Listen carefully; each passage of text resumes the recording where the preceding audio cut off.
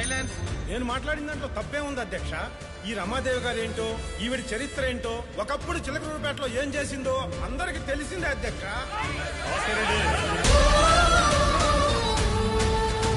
ఆగండి!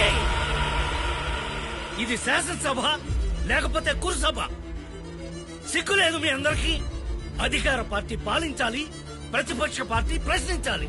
కానీ మీరేం చేస్తున్నారు? ఇందుకేనా ప్రజలందరూ మిమ్మల్ని గెలిపించి ఇక్కడికి పంపించింది? జనం మారాలి, జనం మారాలి అని గొంతెత్తి అరవడం కాదు. 5 కోట్ల మంది ప్రజల్లో కేవలం 290 మంది మాత్రమే ఇక్కడికి వచ్చాం.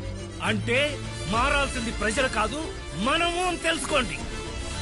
మన మీద నమ్మకంతో మనకు ఓట్లేసి గెలిపించిన ప్రజల కోసం మనమేమి పోరాటాలు, యుద్ధాలు చేయక్కర్లేదు. వాళ్ళ సమస్యలను చర్చించి వాళ్ళ అవసరాలు తీర్చగలిగితే చాలు. కానీ మీరు